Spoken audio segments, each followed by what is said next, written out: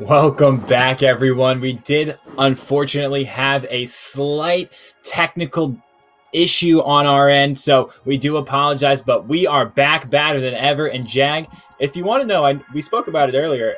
I was looking at some Tiger fun facts, and I got one for you if you and everyone else is ready for it. Oh, I am more than ready for it. Please hit me with it. So this is an odd one, but tiger cubs are born blind. They only open their eyes 1 to 2 weeks after they're born. So that's something you didn't know. I didn't know, but I mean, maybe if you go to Clemson, you knew it because you are technically a tiger. Yeah, I didn't know That's neither here nor there.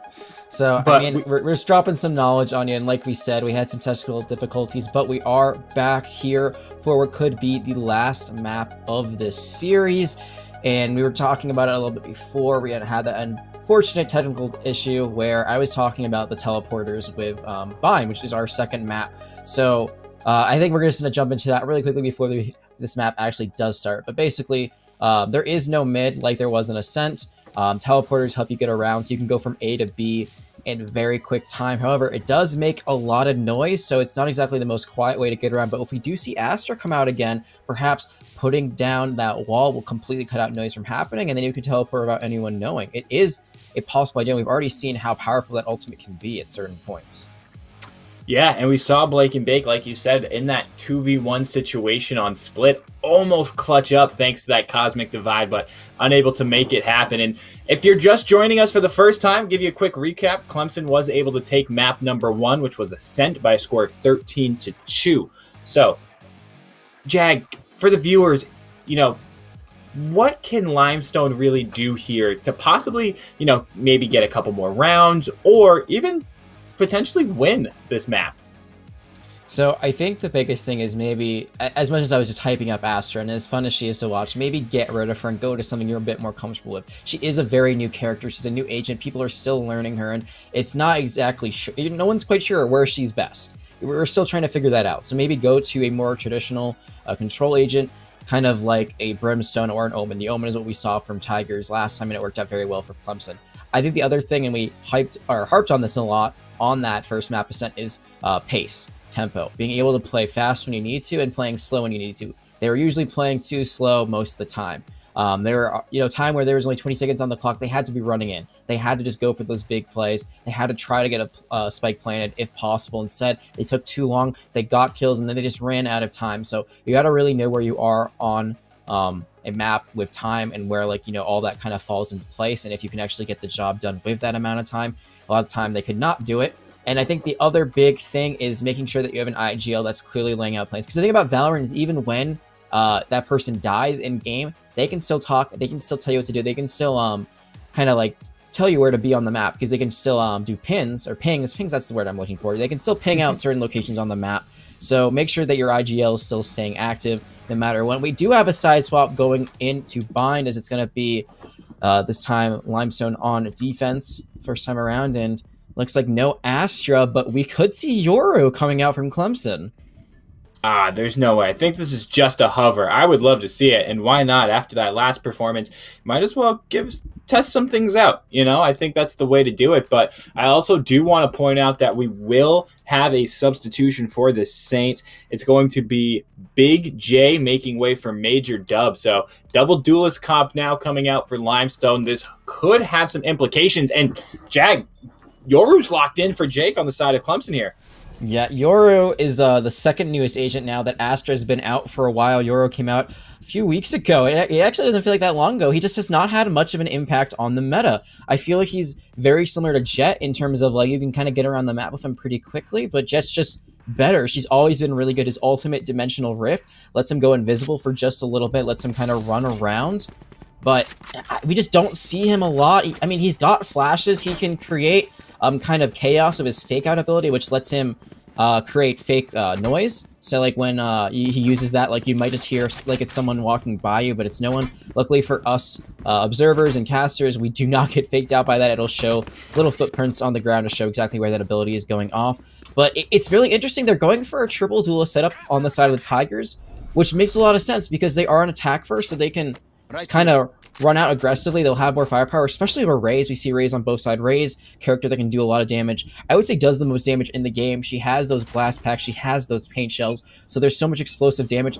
I feel like this is going to be a much faster paced game all the way around than the first map. I think it is as well. We are moving in as first. Sig the man finds the frag onto DD. Coco takes down Sig, and that's the spike down. So looking to push the pace here on their defensive side are the Limestone Saints. Major Dub secures a frag. So we are in a 4v3 situation. Spike is down, and that's vital. You can't do anything if you're Clemson without that spike. As long as the Saints hold on to shower control, this is difficult for the Tigers to come back from his way. Takes down Jake. Major Dub swings through showers, finds the frag onto Polo. Lord is left in a 1v3 situation. Oh, gets the dink onto one, but not able to finish the frag as the Saints come out hot here on Bind and take that opening pistol. They do, and I'm not sure what Clemson was trying to do there. They were trying to do a split push on A, so they send, one into showers, one into A long, and the ones that were in showers immediately cut run up on them. It was a very aggressive approach from Limestone. They played right into showers on their defense, and it worked out for them. And like you said, I mean, you can technically win that round without the spike on attack. You can just go for kills, but they tried taking point. They tried setting up basically for an attempt to plant the spike without ever having it. So there, just a really good round from Limestone to play defense there a bit aggressively. They play tempo much better than they have previously, and they're going to be up. This is the first time they've ever had a lead in this series. Yeah, and hopefully this is a sign of things to come if you're a Limestone fan, right?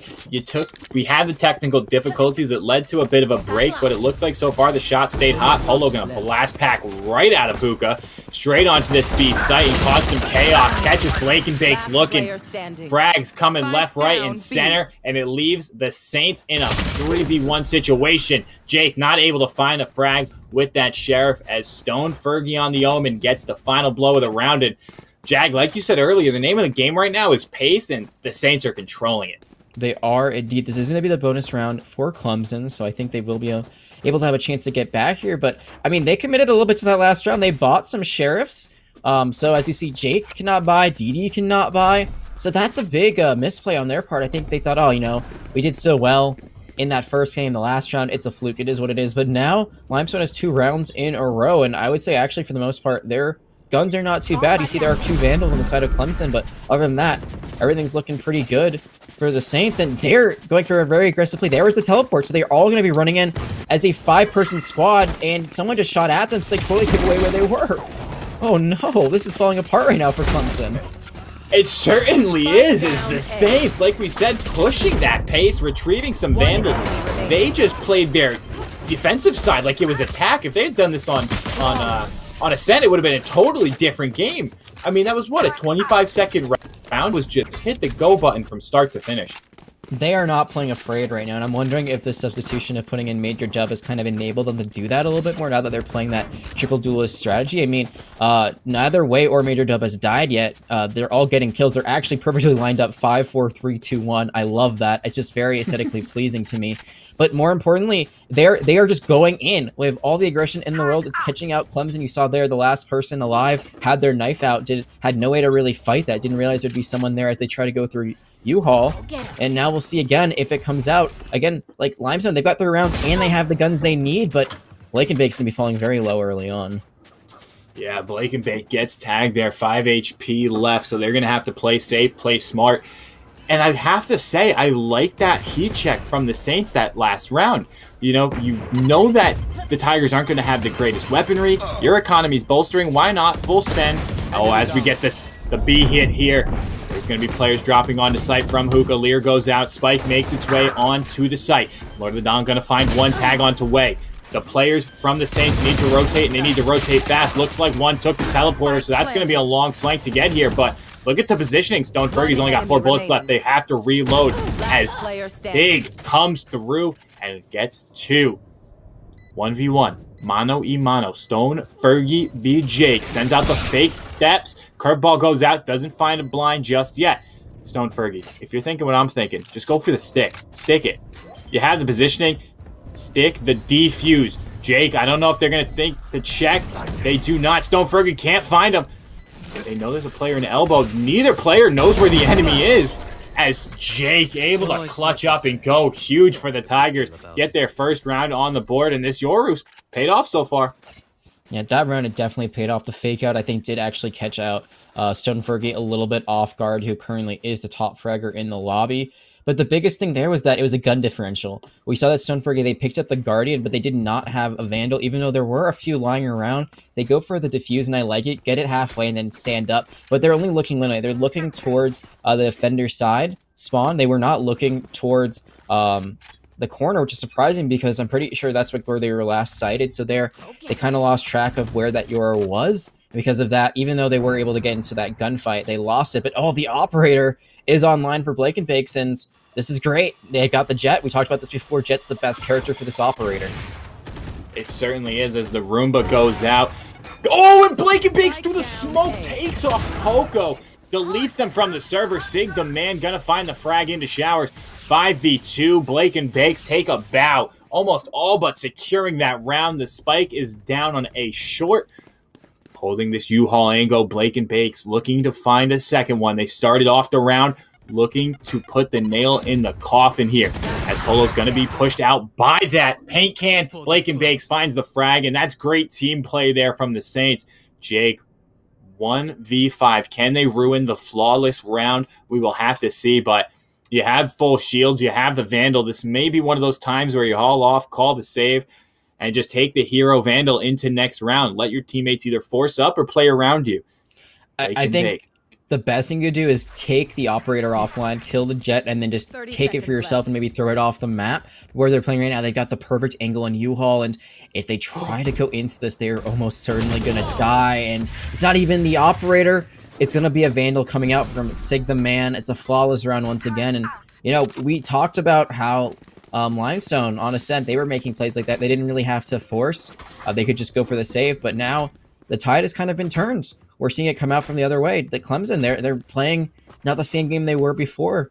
And I'm wondering what happened during that technical break, what happened during the pause, because this is a completely different Limestone team than from what we've seen previously. They've really kind of gotten into sync. They're kicking themselves into high gear, and they're building up a good lead. They're only 2 rounds away from having it at least tied going into halftime. They certainly are, and if you shut the nameplates off, I would not be able to tell you who is who right now. Blake and Bakes is hot with this operator. Finds another frag and a tailwind out of dodge. That was a huge heat check. As Major Dub just walks straight down a short, gets in the market, finds a frag. Wave finds another. 3v2 in favor of the Saints, and Jag, what is going on? The Tigers look like they just completely forgot how to play the game this map.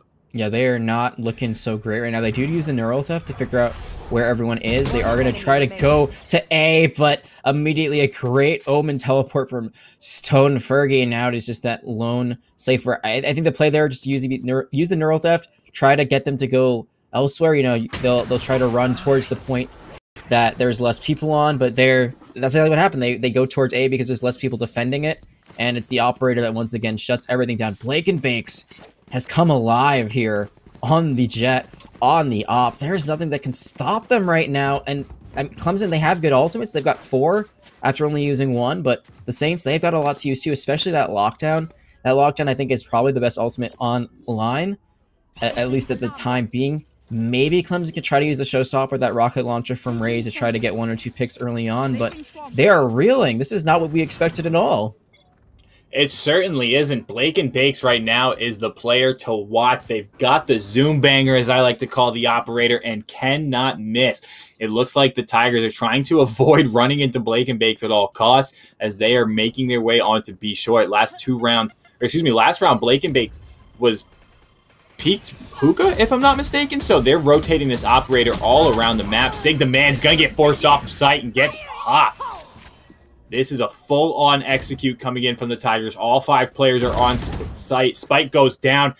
Didi's going to find the frag onto Major Dub. Showstopper not able to find the frag, but does a ton of damage onto Wei, who's on their patented Sova. Hopefully the Recon Dart or Recon Drone can get a little bit of information. And if you're the Saints, the one thing you're thinking right now is there is plenty of utility for this retake, but you cannot let Jet lead this push. Stone Fergie, you have the paranoia. Can they send it out? They're going to get spotted out by the Cypher camera, and I think they're going to back off. Yeah, the Saints making the call to save here, and it's an interesting one, right? Because they've won the last couple of rounds. They have a pretty solid economy at this point. I don't think you lose anything by pushing onto this site, but I understand you don't want to lose the operator. You don't want to lose any of the weaponry. Hand it over for free to the Tigers as Jake's going to fall. And the Tigers are able to answer back here with another round on the board. Yeah, I'm not sure what Jake was thinking there. I think they might have been trying to find out Blake and Bakes, who was holding that angle very aggressively, but even if they had been able to run out, I think they would have lost that matchup. I agree with you. I mean, you look at the economy right now, and Blake and Bakes definitely could have bought another operator, and you do get some credits for dying. So there's like something on your way out when you respawn every round. I guess there they just didn't want to give up more money. I think they just didn't want to give up an operator for free. I mean, you can buy your own one, but then you give up one to the other team, then they can kind of equally match you. They didn't want that at all. And it's only one round, but this is where momentum can start to shift because you haven't secured 6 rounds just yet.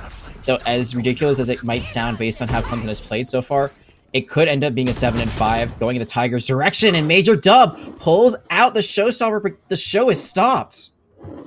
It certainly is. That's an unfortunate ultimate as that will go by the wayside. There is a player waiting on the opposite side of this smoke from Stone Fergie. Spots one, gets paranoid, but able to find the frag. Poco going to take down Stone Fergie in return. 4v3 now.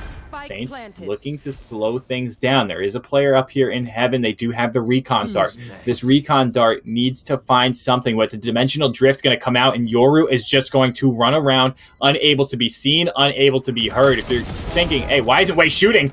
Oh, I was going to say, Wei can't see Jake until that ultimate is over. And unfortunate timing for that ultimate, but recon dart able to spot 2. The lineups from Wei, doesn't matter. His teammate gets the frag.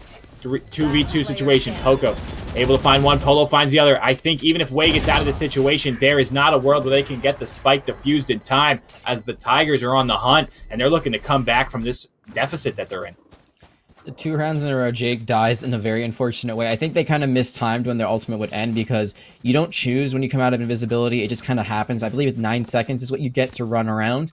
So there, if they had just kind of played at an off angle, I think if they just kind of gone for the person who was playing high ground, they could have gotten that kill for free. They might have traded out, but instead they tried to drop out and try to go back onto where the point is, where the spike is planted, and they got cut out immediately. It's 1 kill going the way of Limestone, but it's not going to be enough to help save that round.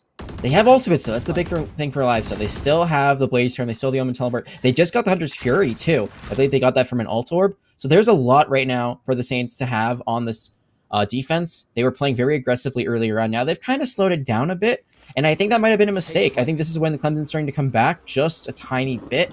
When they were running out, they were catching Clemson completely off guard. Now they're just playing on point, and they're the ones that are being rushed into. Yeah, I have to completely agree with you. They've totally changed this game up as Major Dub. As I say that, though, Major Dub able to pull back a lead for the Saints here. They have the man advantage. They have the player advantage. So can they make this one count? Looking to guarantee themselves a 6-6 half at the very least. Blake and Bakes on this operator, continuing to go to work. I mean, Blake and Bakes died, what? Twice. I'd love to see that if we can between the next round, because they are putting on a clinic of how you play this op, consistently changing which side they're going to. As I say that, Wei though, huge double kill. What was that? Was that a collateral from Wei? It was a collateral. Yeah, just the Reyna also popped Empress there, and they both look kind of were at the exact same angle. I believe, and the crazy thing is, like, one was actually in hookah and one was right outside of it, but they're a perfectly lined up shot to just get a bit of a collateral there. It's kind of like, I guess, I don't know, an agent. I don't know what to call that. There's a few words I could think of for it, but maybe it doesn't sound right in my head, so I'm not going to say it out loud, but gets the double kill off of the same amount of bullets regardless. And now that tie that we talked about is secured for Limestone, so no matter what happens, they cannot be down. At worst, they will be even with their opponents tonight, and that's what you need after the first map, which really did not go the way you wanted to, and they still have all 4 ultimates. And Blake and Bakes doesn't even need an ultimate. When you're shooting this clean on the operator, it does not matter. Tailwind out of dodge, get the frag, and get the heck out of there. I mean, at some point, you have to use some sort of utility to force Blake and Bakes off these angles. As I say that, though, Major Dub gets a bit too aggressive. Jake's going to make them pay for that. And Blake and Bakes, again, is going to be the key to stopping this round. The spike plant gets faked. That's going to draw out the Hunter's Fury. And while the spike plant was faked, the Hunter's Fury was not. That tags one. Going to get pushed here. Does Way. Doesn't matter. Takes down DD. Sig takes down Poco. And a 4v1. Oh, baby, Jake. This is difficult. I'm not even going to lie. I'll call it like it is. Jake is up a creek without a paddle on this situation here. Yeah, I mean, you have the fake out. You do have your blind side, but you only have 45 health. So even though those abilities are great at creating chaos, odds are you might only get 1 or 2 on your way out. The spike's also in no man's land. There's no way you can get to it. And there's going to be an operator staring right into your soul. Man, this Jet has really stepped it up. And now guaranteed is that lead going into halftime. I don't know what Coach Lewis said to these players for Limestone during that break, but man, whatever this guy's getting paid, you got to pay him more, because this is the turnaround of a century. Like you said earlier, if we didn't know the names, we'd assume that it was Clemson still in the lead, but right now Clemson, they're the ones on the back foot. They are trying to find some life, and now they got to go for a light buy. I mean, a Marshall versus an operator is almost never going to work out in your favor. Yeah, Polo's going to have to pull something very special here, as full shields, the Marshall is not going to do anything against any of these players. It's going to require at least 2 shots. 1 to the head will get it done, though. I think it's 201 damage, if I'm not mistaken, possibly. But it would get it done against these players. That's a very small hitbox, and you are betting on yourself, especially when Blake and Bakes in this kind of form. But look at the lurks here. Stone Fergie trying to go behind the enemies. The spike is down right outside of Hookah, if I'm not mistaken. Or inside of Hookah, excuse me. As the blind side comes out, Way's going to have to do their best to hold this down, but no. Lord's going to take down Way. Jake's on site already, going to throw out the blind side. Oh, the fake out instead gets the players to bait a little bit. They still think that one's here. Smoked off. You know, we spoke about the Marshall Jag, and Stone Fergie's able to find that headshot right there. That's gonna... Oh, the lockout's available. Jag, the lockout is here.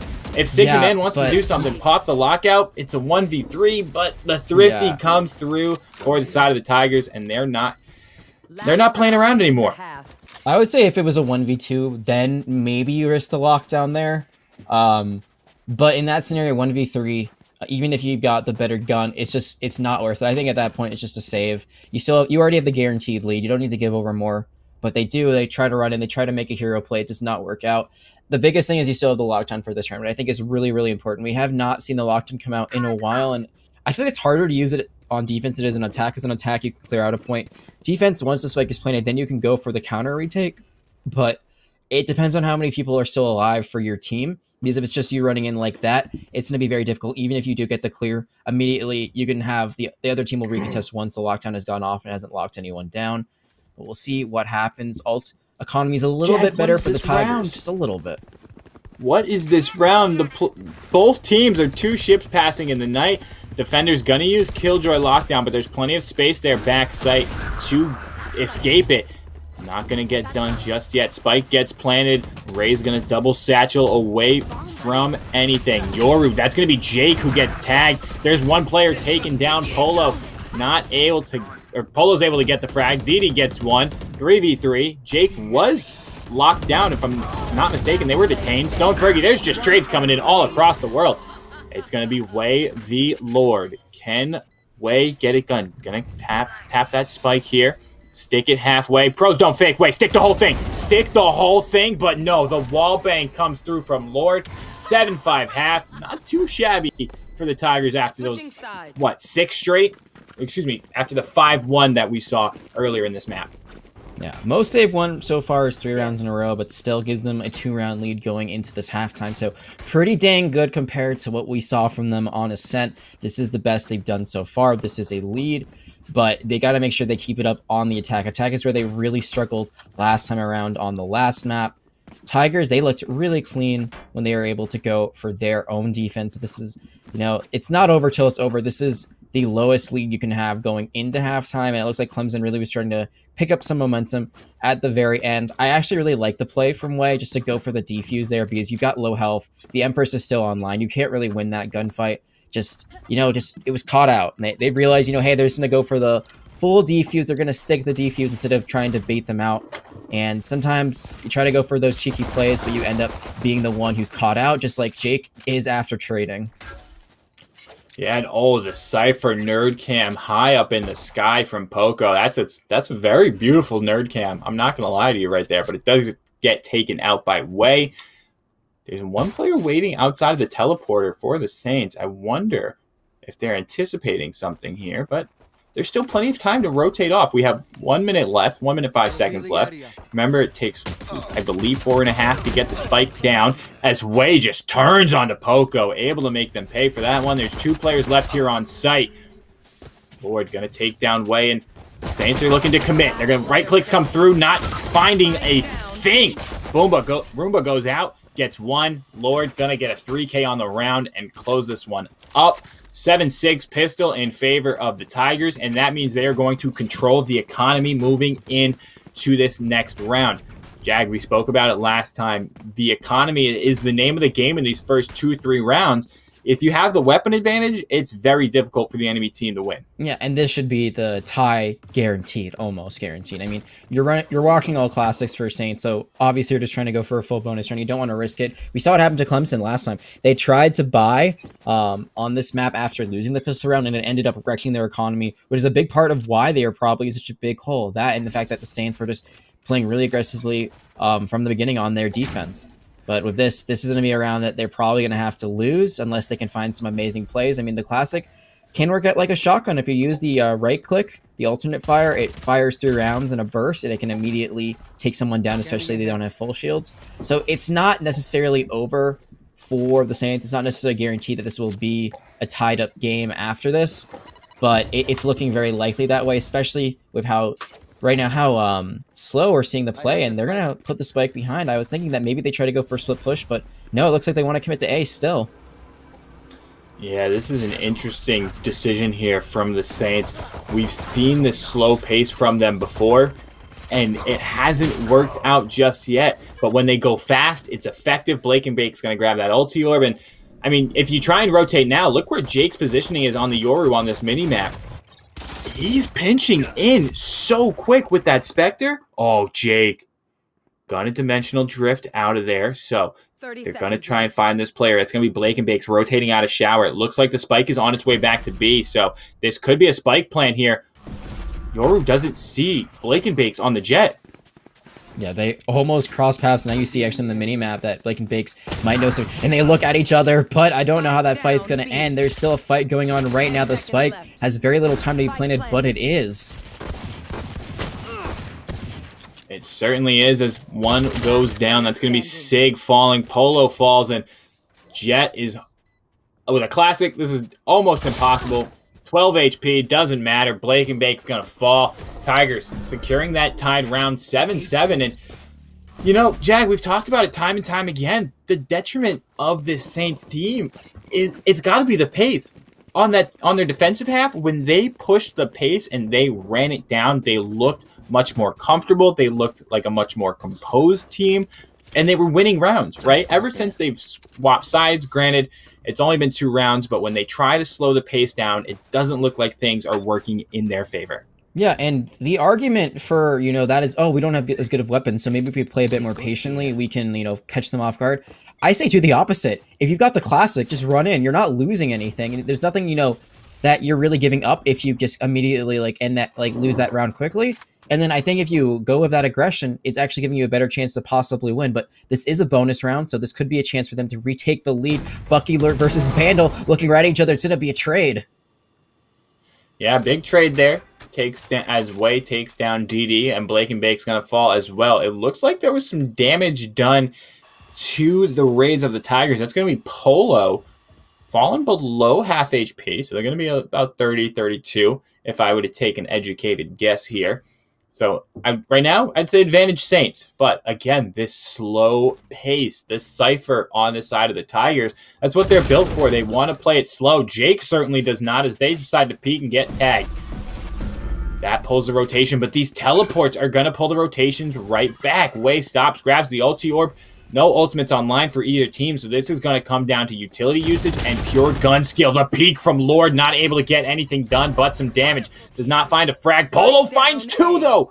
I just said the shots right there going into showers from Lord weren't able to do anything, but does enough damage, allows Polo to secure the frag with the paint cans, re-up on the paint cans as well, and now 20 seconds. Wei's going to teleport back to B, aren't they? Yeah, they are. There's still enough time to go for the plant, and that could have been the round actually with that showstopper. They hesitated for just a second to reposition themselves, but they're able to kill Major Dub. It's only Wei that's left. We were saying before, this is falling apart for Clemson. Right now, this is falling apart for Limestone. One enemy remaining.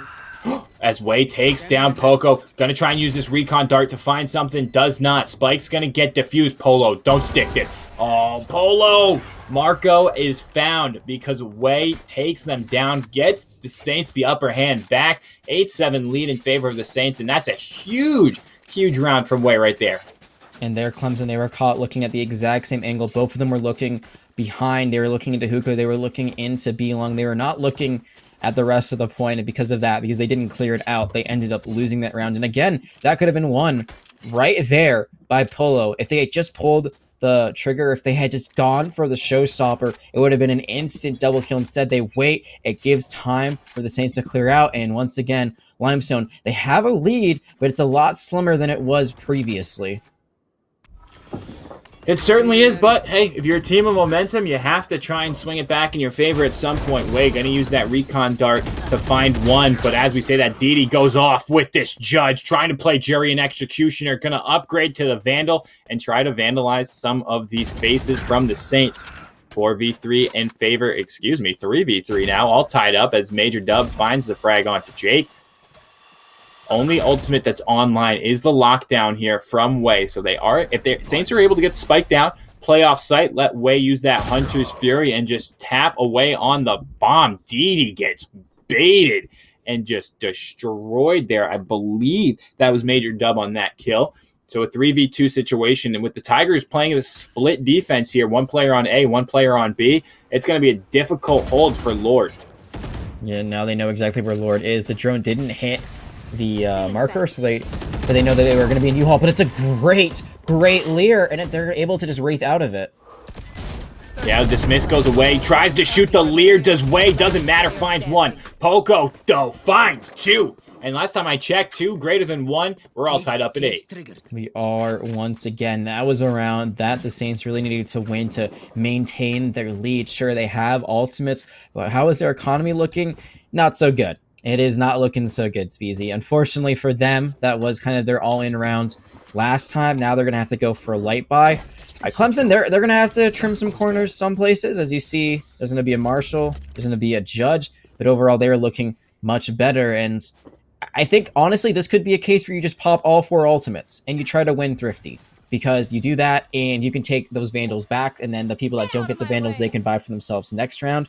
We're going to see the Bladestorm come out from the Saints. That's a great way to use a gun about a gun. It's a very effective weapon. You just throw them at people's heads. You can get an instant one-tap if you get the headshot. So we'll see if Blake and Biggs can get it done. They were doing really well on the operator when they were on defense, but so far in this attack, I feel like they've been a lot more quiet. They certainly have. I'd love to see Blake and Bakes get their hands on an operator again, and hopefully with this save that with this economy that they're saving for now, they're able to do it here. So the Judge comes out from Diabetic, Paranoias, tags 2 players, gets Blake and Bakes, and that's the daggers down as Wei, able to trade that one back. But this is not looking good if you're a fan of the Saints. The Tigers are in complete control.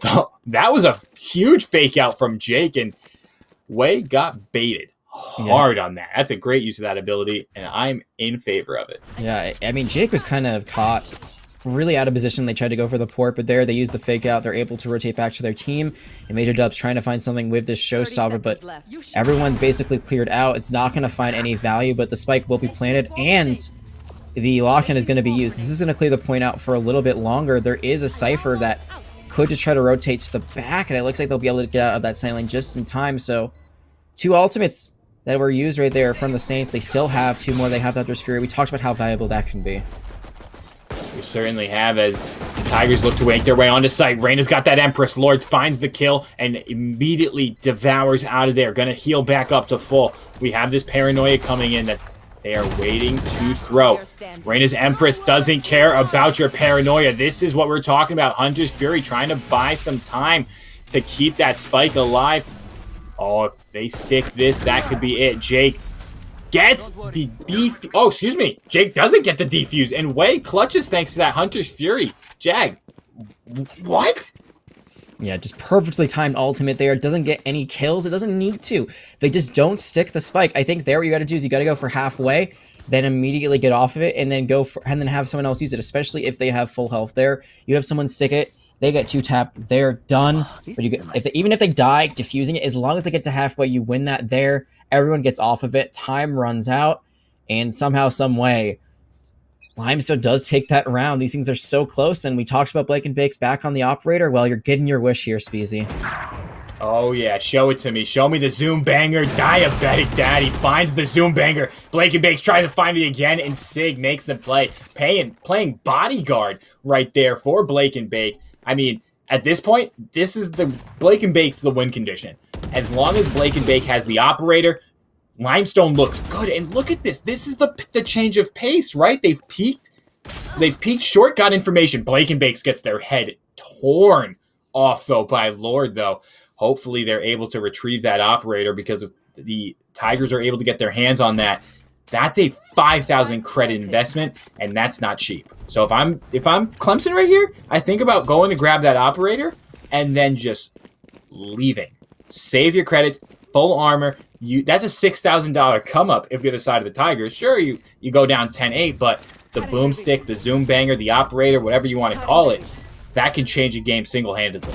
Yeah, I don't disagree because this is already not looking in your favor. Now it's definitely not in your favor. Coco gets 1, but they get taken out. So that play for the operator and then just keeping it for next round, I think that's the way to go. Instead, they try to run in.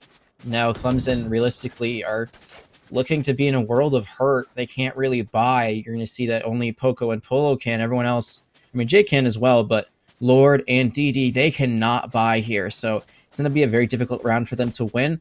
And I'm going to say it, I think picking the Euro here was a mistake, and I think we're seeing exactly why he has not been much of a meta pick.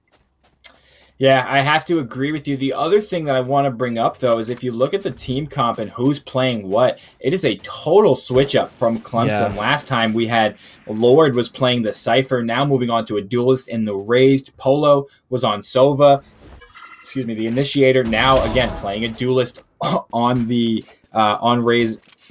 It's a totally different lineup, essentially, is what we're getting out of the Tigers, and we have to question this a bit as Way makes their way out of showers with 15 HP. Blake and Bake, so gonna lose the duel to that Marshall. Major Dub takes down Poco. 1 player left on this B site. That's going to be Jake. We criticized the Yoru pick earlier, and this is what it's going to come down to. Jake, if you're listening, buddy, you got to show us something now. We're going to keep criticizing this pick. Yeah, I mean, the good news is that even though it is a 4v2 for Clemson, and they're on the losing side of that, there are 2 members that are super weak on the side of Limestone, so maybe you're able to get a spray transfer, get 2 kills really quickly. That can work out for you, as Major Dub is pushing very aggressively with this drone. But you know that the guns are not great on the side of the Saints. You do get 1 kill with the Marshall. I mean, it's just down to Jake. They do have the Euro Ultimate. They have the Dimensional Rift. But I mean, do you try to use it here? They're just going to throw out a Gatekeeper, so maybe they try to use that to get out. Actually, I think that was a blind side. But regardless, they're not going to be able to live through this. And now, I mean, look at this. This is the penultimate round right now for Limestone. They have roared back to life here on Binds. The map choice that they had, Ascent, the map they've been practicing for a while, the map that they favored, did not go their way at all. But the map that was chosen by Clemson is going the exact way they want it to be. They still have a good economy. And I think they're going to take this and force a game 3. Yeah, I certainly agree with you. We should be seeing game 3 if everything goes according to plan. It would take a huge mental lapse right now from the Saints to force or excuse me, to lose this game. Questionable decision again, not putting Blake and Bakes on the operator here. They had the credits, the investments there, but look at the ultimates on the Saints. Only that from the shadows. Dimensional Drift comes out. They're going to use that to gain some information. They have no idea that Jake is here. Hopefully the same situation doesn't happen as last time, and does not. Makes it out alive, but won't make it out of that encounter with Major Dub alive. Major Dub able to take down Jake. Roomba goes out, trying to get a bit more information when it comes to the elbow position. That's a very powerful spot to hold if you're the defending side. The judge, jury, and they execute here. Gets one, Poco. Not able to get the second as Didi takes one down. Sig left in a 3v2 from the shadows, gets popped right in front.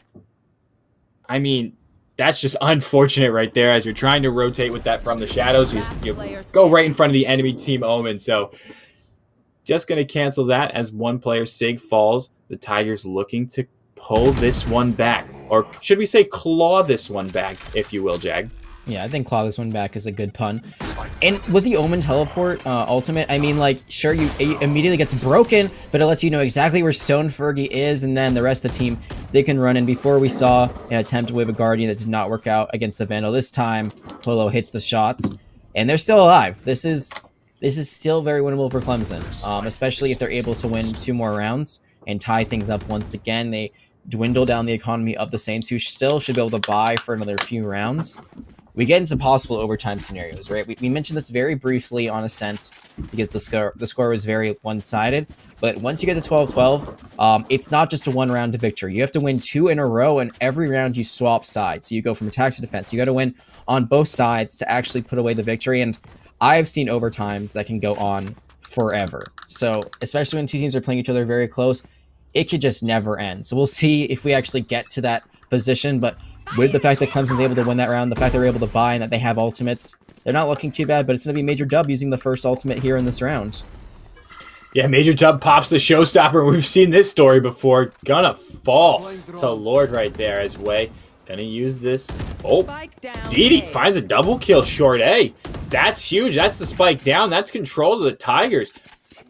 The 2 Saints that are going to be left is going to be Way and Blake and Bakes. Blake and Bakes just took a monster headshot. There's a player on the flank, but Way is going to deal with that one. 4v2 situation. Can the Saints, can their prayers be answered? Can they move on to map point and force a game number 3 as that blindside is going to go out? Not able to get anything done just yet. Polo takes down Blake and Bakes, and Way with 70 HP takes down Polo. This would have to be a huge ace from Way if they're able to pull this one back, but look at Poco's positioning. Just sitting on this spike. You have to know where you are. Cage goes out.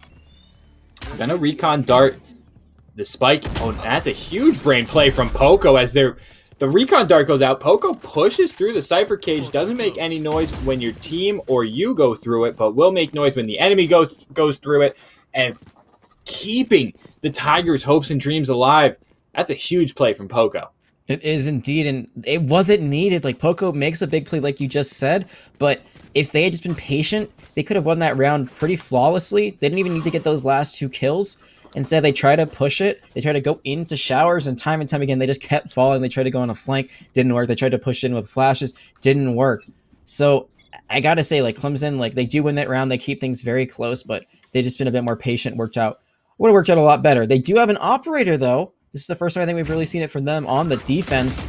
And if they're able to get kills like they did last round, just like they did onto Way, I think we could see things tied 11-11. We certainly could, as the teleporter is going to be popped there. He finds one, does Didi, but immediately traded back. And did Blake? Yes, Blake had the Blade Storm, so not able to use it this round.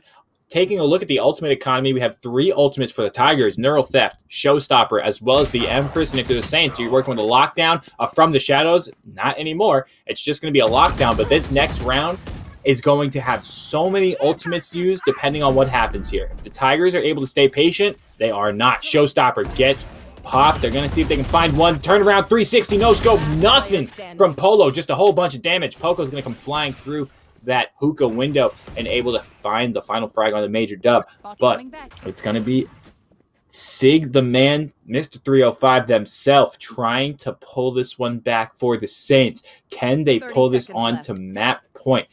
Got a jiggle peek here. Doesn't hops over the trap wire. I respect that decision. Jake with this op is holding the angle, spots the weapon, and Jake's gonna fall. There's 20 seconds left here. Both players are in hookah. They can push this if need be, but they're gonna allow the spike plant to go off without a hitch. Players are playing separated from each other, which can be the gift, can be the curse. 2v1. Can it be done? Sig, the whole game in their hands. Isolates one, finds the frag. That's what you want to do. 30 HP, cannot be hit by a stray bullet. Finds the second, and that's going to be a huge clutch from Sig the Man, 305 or 035, putting the Saints onto match point. Jag, I mean, you can't compliment Sig enough for what just happened right there. Yeah, that was just great plays by the Killjoy. I mean, uses all of their utility, the alarm bot, the turret. They might get destroyed, but you know exactly where your enemy's going to be if they're destroying those utilities that you have. And it's just a big misplay by Clemson. Again, they're caught looking the exact same direction. I don't know why Lord is looking at the turret if you're going to be having someone else destroy it. But there has to try to go for the swing. Can't get it done because of that. Like you said, Saints are one away from taking this map, bringing it to map 3. And oh, there's going to be a Hunter's Fury coming out. Yeah, and that should give them some intel. Gonna shadow step just away from that, but not before eating some damage is DD. So, can they hold on? That's another huge ability used. Recon drone tags a player. DD's getting tagged by all of this util from way here in the shower's position. 5 players for the Saints are over to this A site. Of course, as soon as I say that, we're going to see 3 players move on to B site. Poco is still holding on to that B site. One frag goes in the way of the Saints. TP from the shadows gets popped, and that's going to be some intel. Poco's going to have to find this frag, and the timing, unfortunate, is Stone Fergie just turns their back, now giving over a Vandal to Poco. Neural Theft goes out, finds one. Poco gets tagged, finds a third of the round. This is unbelievable from Poco, holding down this B site solo. Pushes themselves back, does Polo here though. Moving into hookah, Lear goes out. Empress is popped. Lord's gonna take down Way. Jag, back and forth and back again we go. The Tigers have the chance to bring us into overtime. They have the weapons. Saints are gonna have to force up here, but they can't afford everything. Yeah, and it's crazy that Clemson won that round because they could not buy anything at all. I mean, they were all basically rocking sheriffs. But somehow, some way, they do get the job done. They clutch up in this past round when they should have clutched up the round before. And this is very tieable. This is very drawable. And this is very much possibly going to be going to overtime. There are still some weapons on the Saints side, and they still have that lockdown. So you need to make sure right now that Sigma Man does not die. You need to make sure that ultimate gets off one way or another. If you don't use that the way you need to, things are going to fall apart. And, oh no, losing Way is not how you want to start this round. Yeah, and Way is the in-game leader, the voice of the team, the quarterback, if you will. That is not a player you want to lose because that's your intel-based player going down, the recon dart, the drone, able to find a whole bunch of information, but that's going to be another frag as Stone Fergie's going to fall. 3v5. Only a bit of HP lost if you're the side of the Tigers, but as we say that, Diabetic Daddy gets taken down. They're split right now, and oh no, the spike is down short A. I don't know if the Tigers know this. No, they do not. If they know the spike's down short A, they can just sit there and hold it. Sig the Man on this A site though, going to look to lurk through, possibly TP themselves. Yes, they are. They're behind enemy lines. Doesn't matter. Jake finds the frag. Jake finds the third of the round. Overtime is ready. Jag, ladies, gentlemen, everyone else watching at home or on campus, stay tuned. It's overtime. Jag, can you break down the overtime rules for me one more time? Yes, so essentially everyone gets the same amount of money every round, so buying is never going to be an issue. But the way it works is that you've got to win 2 rounds in a row. It is not golden goal. It is not one round that wins you the entire game. You have to win by a lead of 2. And say you win this round, you got to switch sides and then win on the opposite side of the field. So if the Saints, for example, won here on defense, they'd have to win next round on attack. So there's a lot to consider here because you only get 5,000 credits per round. As you see, Blake and Biggs, that is enough for an operator, but it leaves you very vulnerable. You have no armor whatsoever. They're going to take that risk. They're going to be looking for those pop-up plays that we expected from them, but there's going to be no one there to meet them as everyone on the side of Clemson is currently running towards B. And look at the pace from the Tigers. A complete change from what we saw in regulation. Already finding one frag. Blindside goes out. Trades coming in, and Stone Fergie's going to fall. That's a huge frag if you're the side of the Saints, but they don't clear sight before the spike gets down. Spike Planner was killed 2v2. Major Dub is going huge right now. Gets the showstopper in overtime, and an ace for Major Dub in OT. What was that? Major Dub, take a bow. May have just brought the Saints a whole new life. Clemson has done this so many times. They do not clear point. They just run on and go for the spike plant. You got to check your corners. You got to make sure that no one is left standing from the opponent's side. And there's just someone hanging out the entire time on the point. They don't take them down. They're trying to clear out from the defender's spawn side. You're going into step 2 before you even get through step 1. This is now match point right now for Limestone University. They need to win this one to guarantee a match 3, but it's looking so good. Jake getting a triple kill off camera, and I don't think this one's going to be over just yet, folks. And traditionally, we don't see a lot of players get their ultimates in overtime, but look at this. Jake spots the spike. They have complete and utter control of this round right now. Anytime we're in overtime, you will start with half of your ultimate abilities, and you need to grab the rest either through frags or through orbs. Jake able to do that, gets the dimensional drift, and keeps it pushing. But a 3v2, so it's certainly still winnable for the Saints, and Killjoy has the lockdown. This is going to be the world of a difference. You can't take this home with you, Limestone. You need to use this whether to get on site or to gain back positioning on the spike. But look at the crossfire here. Polo, they need to hard clear this corner. Are they going to do it? Yes, Sig, the man. 035 is going to clear that corner. Now, step 2, like you said here, Jag, is going to be retrieving the spike. There's 30 seconds left. They need to clear the spike. Retrieve the spike, and then knives out, full-on sprint to a site. It does not matter which one. Jake's going to give away the intel of where they are. The name of the game now is hide and seek. If Jake can stay alive and just play the time, but not able to do it. 14 seconds left. Cypher's behind them. 10 seconds left. Grabs the cam. I don't know if they're going to have time. They should. 7, 6, Barely. 5. Oh, just with 0.50 seconds left. Able to get the spike down. Lockdown is triggered to buy themselves a bit more time. And Poco gonna have to go huge. But 70 HP left on Way here. This is, as of right now, Way and Sig, the 2 players you want in this situation. Poco is going to have to do something just absolutely mind-boggling. They do have the Cypher cam to get some intel. Every corner will have to be checked. You can hear the spike ticking further and further down. Spots the 2 Killjoy mollies, and I think that's going to be all she wrote. We're going to move to map number 3, Jack. There is no time left for this spike to be defused. Yeah, and I gotta say, Clemson, what are you doing right now? I don't want to take anything away from Limestone because they played this map like 10 times better than we saw in Ascent. They played out of their minds here, but there were just so many big misplays from Clemson. I feel like this is a match they could have won, even though it would have been really close. We've seen it multiple times. They don't clear out sites. Other times, they're looking at the same angle.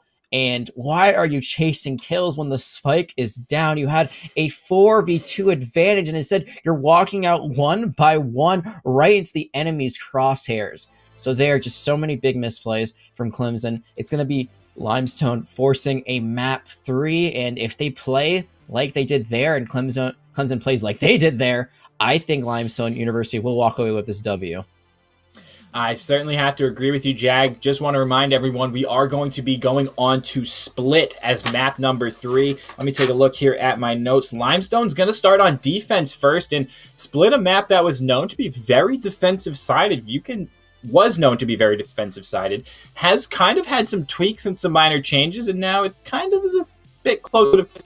If you are able to stack rounds and gain control of the economy early, it's very, very hard for the enemy team to work their way back up. But again, like you spoke about, the changes from Clemson, were they necessary? They looked a bit more discombobulated. They played a bit more like a pug or a pickup game. For those of you who aren't familiar with what a pug is, they were just pushing everything. They weren't clearing sights. It wasn't the prettiest, but nonetheless, the Saints able to take map number 2. And folks, stick around because we're going to a quick commercial break, or quick break. Should be about 5 or so minutes, and then we will get you map number 3. We're in for a doozy here, and Jag, nobody else I'd rather do it with than you and the fans at home. Absolutely. I completely agree with you. So be staying at your desk or just take a little walk around, get some water, but don't go too far. We'll be back in just a few moments.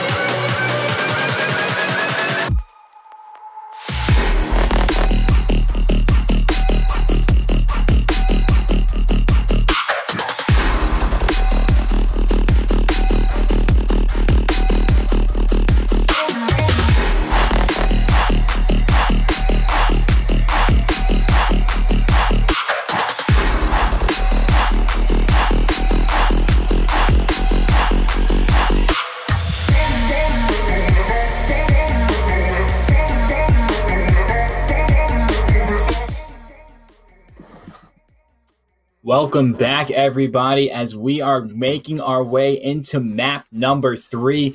Limestone versus Clemson, David versus Goliath, little brother versus big brother, whatever you want to call it. It's all tied up, and it's anybody's ball game right now, Jack. It is indeed, and if you had seen the first map and then you said, oh, this is a game that's over, coming back and you're saying, oh, there's a third map, you'd probably be pretty confused, but map 1, it was all Clemson all the time, and then map 2, Limestone, they really stepped up. I don't want to take anything away from them. They played like a team that was on a mission, but Clemson, they went for some interesting strategies. They changed up which roles were being played. They brought out the Yoru, who's not played a lot, and it ended up being a 14-12 overtime victory for Limestone to get to split. So it's interesting because we've seen the two newest characters come out, Astra being a bit more new than Yoru, only coming out a little bit ago, but both teams that have tried running the new agents, neither have won. So I think that maybe it's time to go away from the newer agents. No Sky either, just keep them all off and just stick with what's been meta. No, we love the Sky. Give me Sky, give me Viper, give it all to me. It's a show match. We want to have some fun today. I mean, like we said, it's been crazy. We've seen a whole bunch of things. We're going to get ourselves into Agent Select. The map is split. The Saints of Limestone will be on the defensive side first. So, you know, we talked about a bit of those interesting role swaps for the side of Clemson. And taking a look here at my notes, it seems so far that things are going to be kind of going back to normal a bit. As I say that, though, Lord's going to hover this Cypher, and Poco's gonna hover Sage. Oh, Jag. Lord first map, if you remember, was on Reyna duty.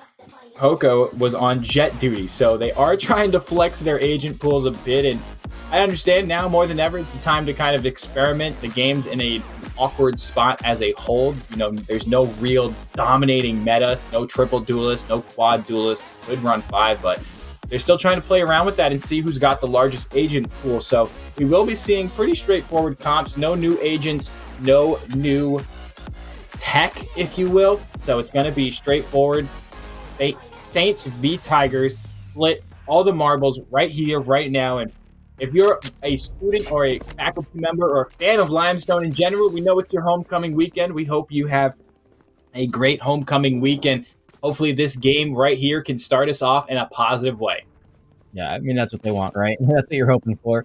I actually really like the stage here. Not going to lie. I do like it from the Tigers. I feel like this is the best map for Sage right now. So we'll see if that works out in their advantage. And I could be wrong, but I actually do remember that Lord was playing the Cypher the first map, if I remember that correctly. I could be completely mistaken there, but I feel like that's what they were on the first time. I feel like this is very actually remnant of what they played on Ascent for the most part. Minus the Sage. The Sage was actually, I think, what Saints had pulled out. But here, I feel like Sage gets a lot more value. Her walls are really good. Her slow orbs can find a lot of good CC, crowd control. And, I mean, her heal and her resurrection, those are always going to be things that you're going to like. But the Phoenix, this is the first time I think we've seen Phoenix this series, I believe. Yeah, you are correct in saying that. Those curveballs going to give you a lot of value, as well as the blaze wall to kind of block off a portion of the map. So interesting to see if the Phoenix is going to change anything about the playstyle, as the Saints are going to back off site during this pistol. It looks like they're going to be playing retake from here on out. Spike's going to get planted, and Jake's going to plant Major Dub into the ground as Sig finds the answer kill and trades back almost immediately. Didi going to throw that Omen smoke here, right up in heaven. Spot knows there's two players here. You can see the tracers. Going to spot them both. Takes down one. Omen's caught. Throwing a smoke, gets out of dodge, does Didi and Omen diff. A 3K for Didi, and the Tigers take control in round number 1. That's just a great play. You saw how that Sage, well, comes out. It completely cuts off any attempt to try to rotate from their spawn side and say they have to play Heaven. The Sova utility is there, not the Sova, actually the Cypher utility from the camera. It's able to land one of those trackers so they know exactly where one of those players is. I think they also ran maybe into another Cypher ability into that tripwire, so they were completely caught up in there. It was just a great play onto the high ground from DD to take those kills out. Now they're going to be running this Judge, and I remember mentioning this earlier. It's a bit surprising to see an Omen with a Judge, but DD last time just went wild with it. So I'm not going to question it. This time again, they're going to be playing aggressive. Instead of going to B, they're going to be trying to go... Actually, they're going to be going into B this time, though, through Heaven instead of into Garage. And there it is. The Judge, Jury, and Executioner. Yeah, and the Judge going to work there for DD. And so is the frenzy going. Burra is able to do a little bit of damage and lets the teammate clean up the kill. They're gonna push into back alley here as DD with a 2-piece, no biscuit, little sprinkle of gravy on that one. 2 bullets, 2 kills, very easy. Oko gonna throw out, excuse me, Jake's gonna throw out the curveball, and that's a flawless round for the Tigers. Bonus round incoming, Jag? Question mark? Could be. I mean, there was no buy there at all, so this is going to be Saints full buying for the first time, except for Sig the Man. Sig the Man did... I'm not sure what happened. I'm not sure exactly where that money went. Maybe they bought a Sheriff and I didn't notice it last round, but they're gonna be able to get a Vandal, but it's going to cost everything in their wallets. This is going to be a very important round for them to win. They lose this and things are going to be pretty gnarly going forward. We saw before the Tigers, they were able to win even when the full buy was in the Saints' favor on the first map. So it's been done before already. We have that history. We certainly do, as Blake and Bakes tried to get a bit aggressive there towards middle. Thus, Tailwind's out. Gonna have the Vandal in hand, so if Tigers are able to take some of these weapons away from the Saints, they are going to be back and broke. Sig, though, finds one. DD's gonna fall as well. Huge opening frags. Major Dubs just starting plowing people down before getting taken out. Gets a 3K on the round. One player left on the side of the Tigers. That's going to be Lord, who's looking to rotate through sewers. They have the spike in hand, though, so could just mosey their way on over onto a site. Decides to challenge. Oh, this is just a heat check. Ego challenge this. Come on, Lord. We all want to see it. Push the Cypher cage. Take someone out with you. Yeah, because I don't think there's any way you can get this plan off at A at this point. You can see the rotation. They have sort of rotated to A. They still have players at mid. You might be able to get the trade, but look at where the Omen's hiding. They're playing right above the boxes. You're going to die one way or another, it looks like. Instead, he decides to back out. So this is going to be, just for economy at this point, if you can somehow get the spike plane off, that is really big. Everyone's going to get a little bit of extra credits going into the buy next round, which is going to be fine anyway because you will be able to go for a full buy regardless because no one bought this time. You kept what you had from the second round. But just keeping your economy healthy, just getting it as you can works out. But there's going to be the turret, peak turret's going to tell you exactly where Lord is hiding. It is going to be the bonus round going to the Saints. So already looking, they're carrying some momentum because we saw in that first map Ascent, they did not do very well even when they had the superior gunfire. This time around, they do bring one round back. It's only a 2-1 lead. It's only a 1-round lead so far for Clemson. It certainly is, and I have to commend what the Saints did right there. Traditionally, what we would expect to see out of them is 4 players trying to push Lord all at once, but they decide to play patient. They stay together, and they get the frag to end the round. So very nicely done there from the Saints, and I'm glad to see some adaptation out of them. But as I say that, Blake still peeking middle, still going to fall to DD on that Omen. Mid control, like we said on Ascent, if a map has mid, 9 times out of 10, it's the main focus of a map. You have to establish control there, and that's the Sage Wall that we were talking about earlier as Poco's able to take out Stone. Fergie, run it back's going to be able to clear sight, and this is a totally different Tigers team. They're checking corners, they're clearing sites, they're making sure it's safe to plant, checking all those boxes on step 1 before going to step 2. Yeah, you lose your Omen. So will Clemson learn from their own mistakes? Will they be chasing kills, or will they just play the point? Will they just play the objective? Poco's pushing out very aggressively. You don't want to lose your Sage. They had Resurrection. So if this gets really, really close, gets to a 1v1, and that Sage was the last person alive, they could have brought up someone back from the dead. They could have made it a lot better. But I think this is still going to be holdable. Yes, it is for Clemson, but they lose 2 along the way that they didn't really need to. That's going to force them to keep spending credits. Their economy is going to get a little bit weaker over time. So it's just, they're winning, but it's not the cleanest win. Right, the win, but at what cost? Too much cost. Absolutely. Look at this buy here. It's going to be, are they going to force up? They should. No, they're not going to. They should. Yeah, I have to agree with you on that one. The force here makes 0 sense. They're just going to eco a couple of Sheriffs, a Stinger, a Spectre, and I'm curious on the buy from Blake, right? If you're in this situation, don't even buy the Sheriff, don't buy the Shields, and save up for that Operator, because that's the impact that Blake has. When they have the Operator, they're going to work in. What is this change of pace from the Tigers? Sending 5 down middle and just rushing it. I mean, the Saints, they were caught lacking, had no clue where to go, and there's going to be 1 player left on this B site. What's crazy about that is that they actually had a really great paranoia at the beginning of the round. I hit like 2 or 3 players on the side of Clemson, but they don't chase it down. They play away, and then they run in after the paranoia wears off. They're trying to go for sheriff plays, but they're just getting banged through the wall with bullets. You saw there was a lot of damage that came through. I think 2 of the kills that came through at mid near Ramen were from wall bangs. And Tigers now, they're going to be able to go up to 4 rounds. You can't even get a kill there. It's a flawless round. So I really like the aggression that came out from the Saints, but they actually had to follow through. They like did like half the plan and then didn't go for the full commit. I think they were a bit worried about, you know, giving up kills for free, but that's what they ended up doing anyway. But it's still not a great lead for Tigers. There's still plenty of time for Saints, but I think they might have actually committed the showstopper somewhere during that round. I was online last time I looked, and now it's gone. Yes, I do believe Polo popped that showstopper right in front of Ramen before getting just taken out. Oh, no. So no longer online, but the Resurrect, the From the Shadows, both are available. So plenty of utility to work with, plenty of time left on the clock in this round for the Clemson Tigers as they are making their way to this A site. We have yet to see them hit A site yet, as that's where Killjoy has been set up this entire game. Don Fergie gonna shadow step out of dodge there. Just kind of relax. Play a bit more of a passive angle, but look at the hit. The execute coming in from the Clemson Tigers. There's 4 players here hitting this A site right now, and Didi finds the spot. Just this little piggy went to A site. This little piggy got shot down. And they have so the did Sig Sage. the Man.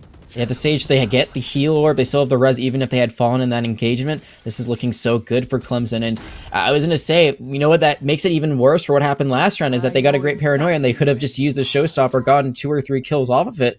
They use it as they die. So that's just not good ult economy, it's not good tempo. So those things that we were commending Saints for doing earlier, they've kind of fallen back to old ways. Oh, and Didi, you sneaky, sneaky beaver, gets spotted out by Major Dub. Tried to play on top of the wall here. It's up to Poco and Polo, the duo. Can they make it happen? Blake and Bake's going to start that defuse.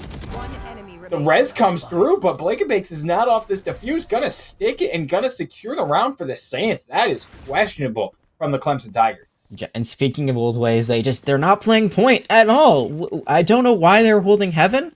I mean, you can have one person in Heaven maybe as an indicator if they fall, like, all right, that's where they're rotating from. You can try to get some vision in there, but you should be holding point, and they left no one there. The only person that was on point, I think, was trying to rotate through screens. Then, as you said, Didi trying to go for the flank.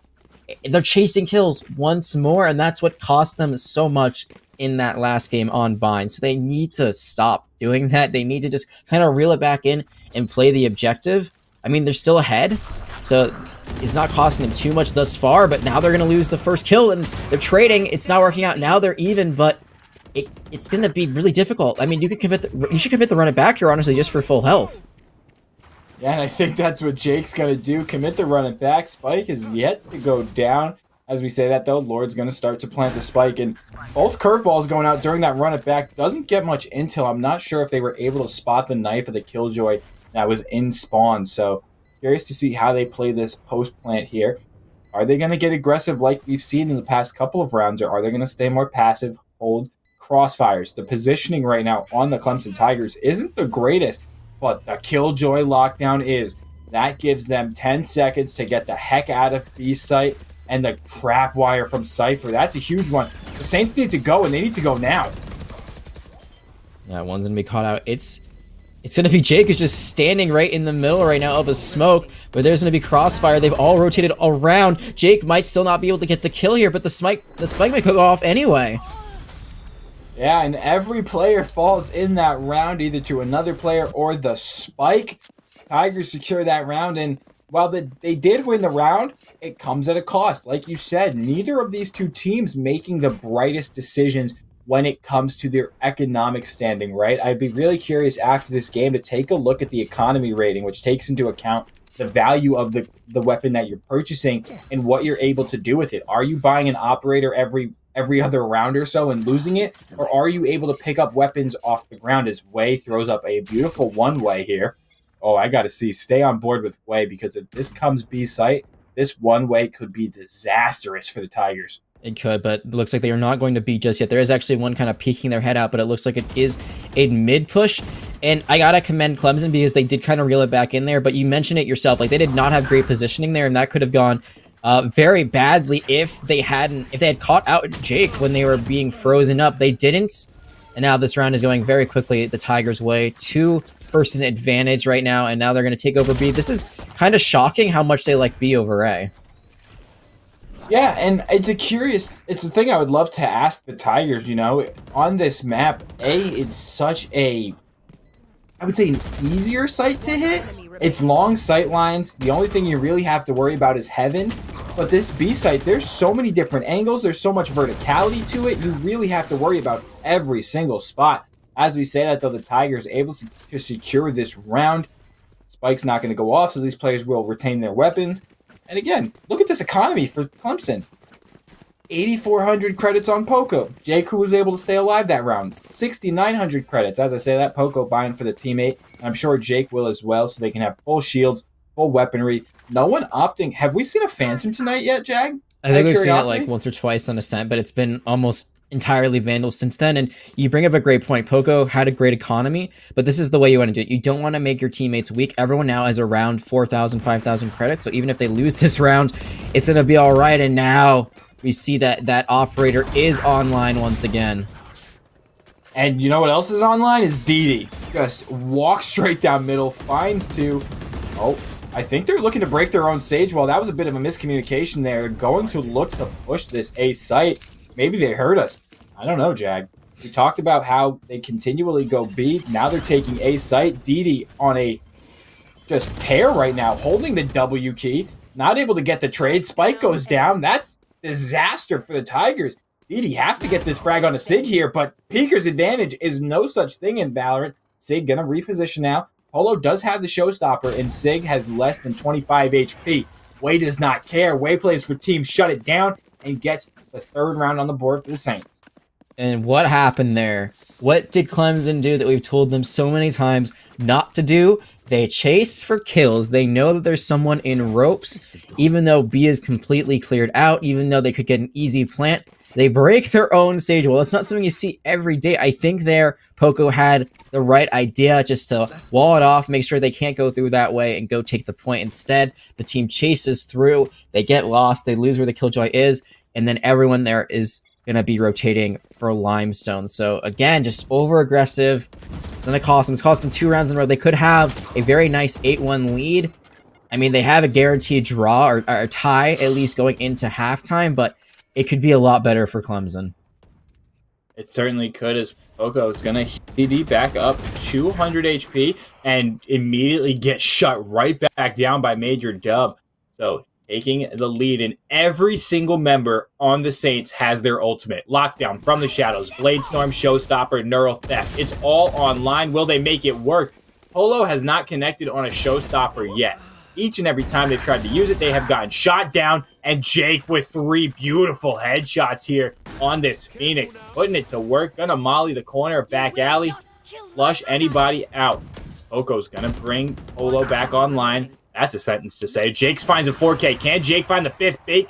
Blake and Bake has the operator. They know exactly where he is, and it looks like Jake's about to go hunting. You need to take this operator out of the hands of Blake if you are the Clemson Tigers.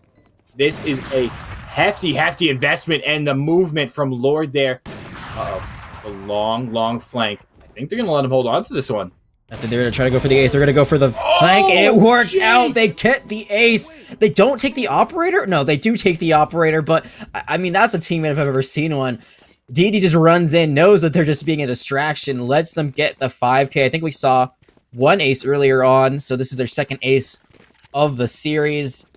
And that is where Clemson, you know, I still think it's a bit of an overcommitment, but if you're going to go in, that is the time to do it. That's the time to chase kills, to make sure your teammate can get a play like that. Jake roaring back to life after a very dismal performance on the Euro, looking amazing here on the Phoenix.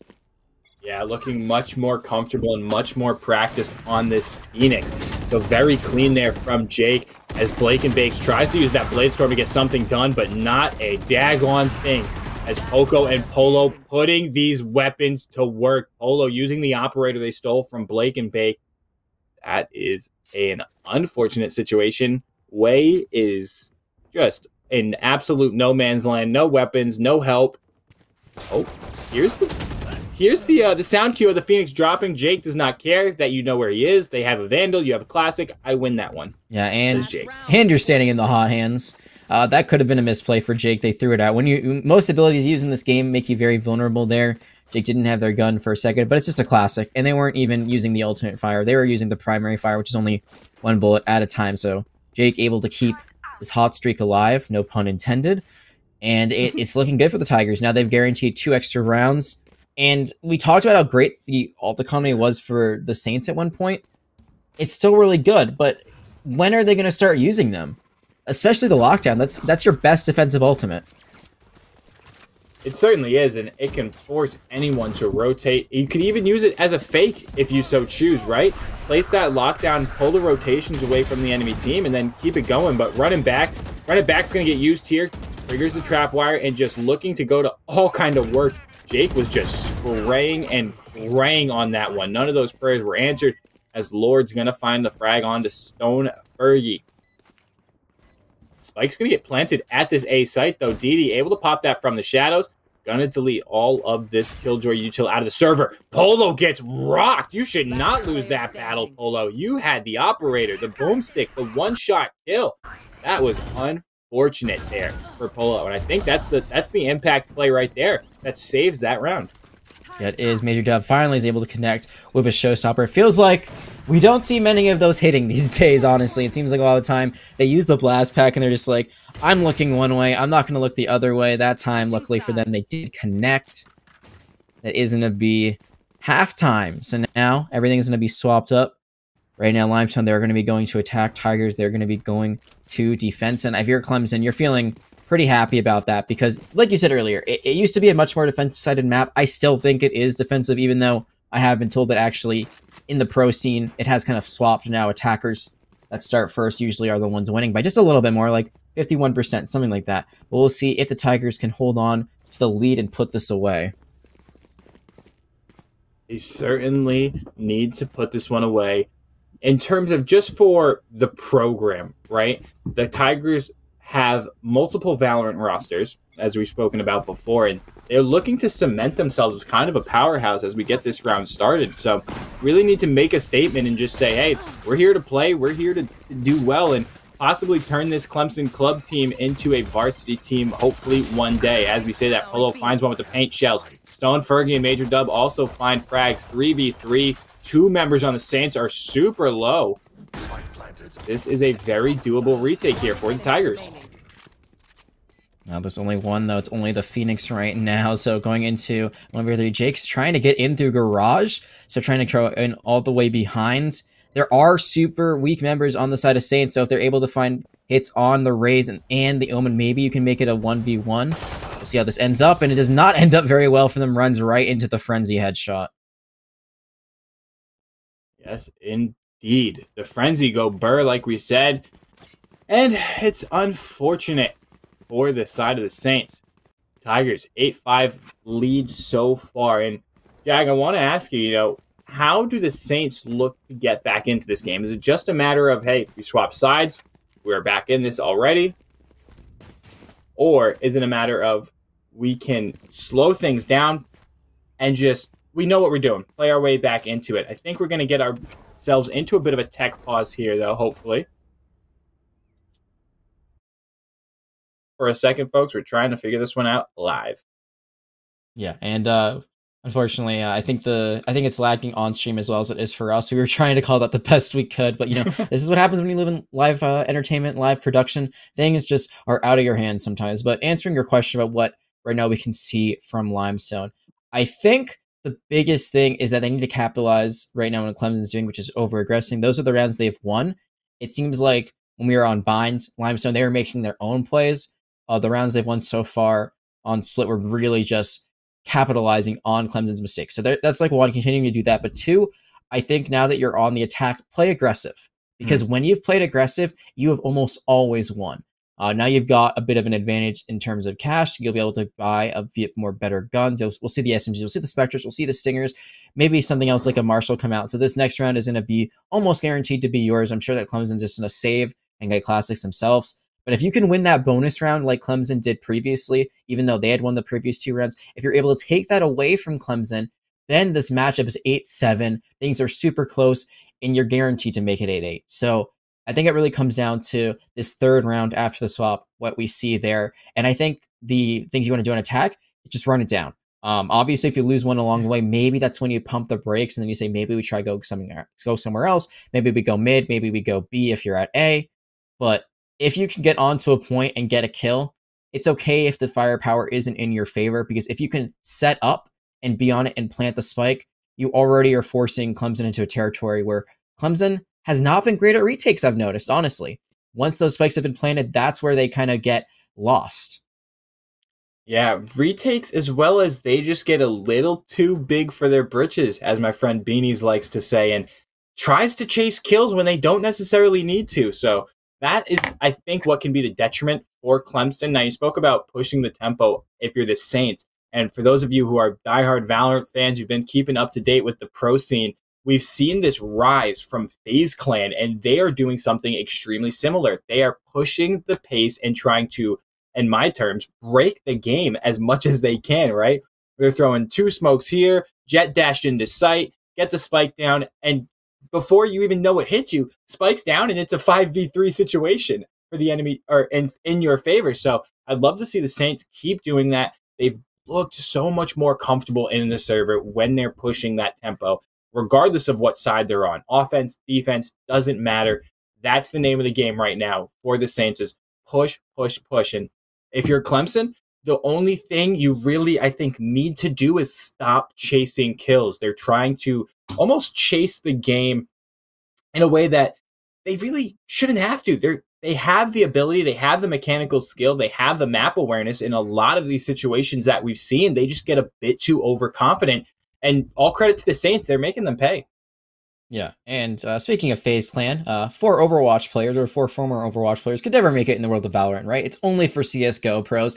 But speaking more about Overwatch, there's a term that we have in that game called inting, and that is essentially what we're seeing from Clemson, unfortunately. Is they're going way too far forward. Like you said, they're chasing kills, they're not playing objectives when they can be, and they're making it much more difficult for themselves. So I think if they can reel it back in and play a bit more safe, they should be all right. But I mean, they're finding themselves in a position where it's only 8-5. So that's 3 rounds. That's not it's not an odds that you can't come back from. Like that's very easy, especially when we know that this is going to be a better round for Limestone when we get back from this. They're going to have SMGs, and Tigers, they are not. So this should be 8-6. And again, it comes down to that bonus round. I know I mentioned that just a few seconds ago, but I think that's really going to be where we see if the tide can turn for Limestone, because if they can, it'll be huge. But we're going to be taking another short break. We're so sorry. We want to get these things figured out so we make sure that the game looks nice and crisp for all of you at home. So don't go anywhere. We'll be back with those issues fixed in just a few moments.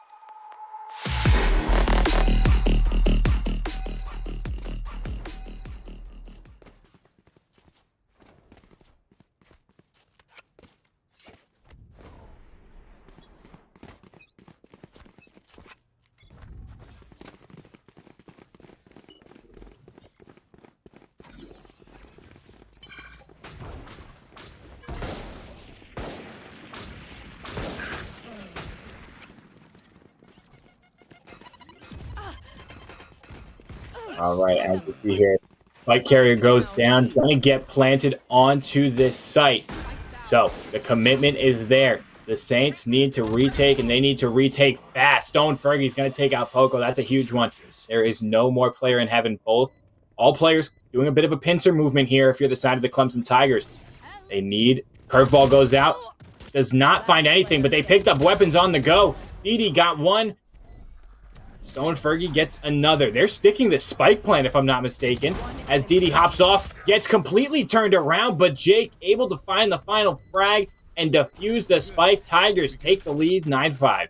And I was talking about how important the bonus round was, but this was a huge round for Clemson. They're able to win. They commit to it. They did buy sheriffs. I did notice that. So they decided, you know, we're not going to let this get too out of our hands. We're going to try to push forward. And it's a gamble, and it pays off dividends. They will be able to get a bit more of a bonus. It's not going to be as big of a bonus if they hadn't bought, but it's still going to be better than what we see from the Saints. Saints don't have much right now. The best weapon is going to be a Bulldog. We talked about that a bit earlier. And actually, we see that Clemson's going to decommit from this a little bit. There was a Vandal online for just a moment, but instead they're going to go for Spectres and Judges. And I've already said it. DD on this Judge has been absolutely ridiculous, so I would be very scared if I was Limestone running into that Omen. Yeah, DD on the Judge has been like Steel from 100 Thieves on the Bucky and VCT.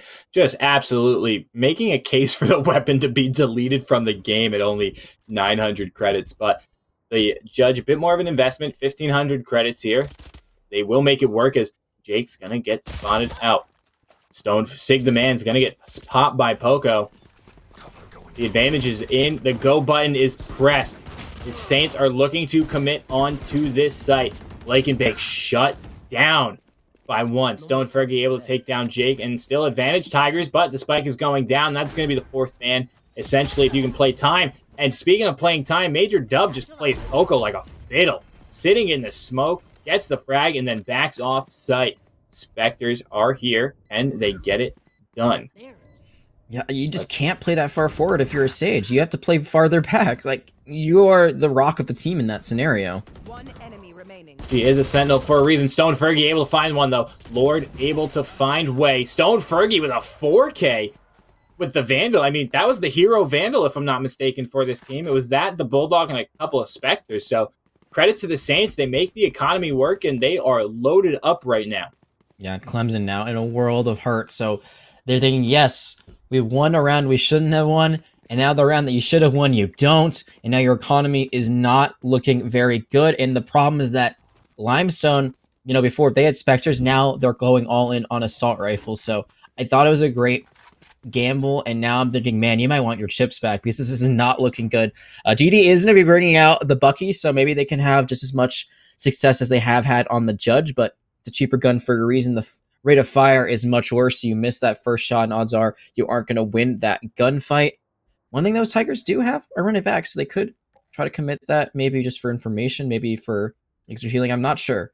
I think that right now Limestone is kind of in the driver's seat, despite how things did not go the way I thought they would.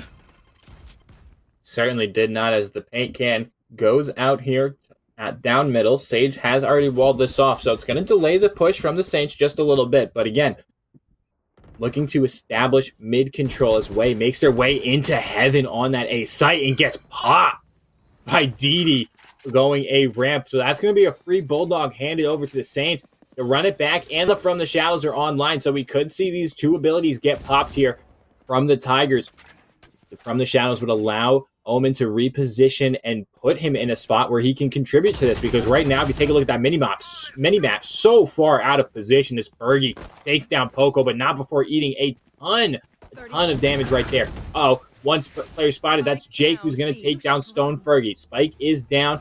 Attacker used their lockdown, so the Saints looking to commit to this post-plant situation. Spike goes down. Polo just blasts themselves into sight. They're going to get detained here, but the lockdown gets destroyed. Huge heads-up play by Polo, saving the Tigers a substantial amount of and a substantial amount of time. Blazewall goes out, and Major Dub takes out Jake. Didi takes down Blake and Bake, and the Vandal beats the Bucky as Major Dub secures the round for the Saints. 9-7 moving into this next one, and I have to question the play from Polo right there, right? It was a great idea to to blast pack in and destroy the lockdown. But once that happens, you really have to hope your teammates hit their shots because you are in no man's land out there on your own. You have to have some help in that situation. Yeah, I agree. I mean, you get the lockdown, you get a kill, but you're immediately traded out. Like, you need the follow-up to be much quicker. You need your team to be kind of on the pulse there. You have to have them come down with you and just kind of clear out the point there. They play the long game, but they don't have the weapons to do so. I mean, so the Bucky, one shot, one kill, does get one, but at range against the Vandal, you're never going to win that. Good news for Tigers is that this is a round they can buy. Bad news is if they lose this game, again, is going to go even more the way of the Saints. So this is very, very important, and they have ultimates, but that's going to be one that they never get to use. As Major Dub and Blake and Bakes find the opening picks of this round, that's going to be the go button again on this B site. So teams have been favoring this B site hit much more than I expected, to be quite honest with you, as Poco takes down one. And I couldn't see who that first frag was, but Stone Fergie goes down. Poco does have the res here, so possibly could bring this into a 4v2. Doesn't matter. Didi makes it a 3-on-1. I'm going to stick the spike. Last players in heaven? Yeah, sure. Why not? They have no hope of getting this one. Didi, pros don't fake. No reason to. Can they find the after frag? Yes, they can. Makes way pay in more ways than one.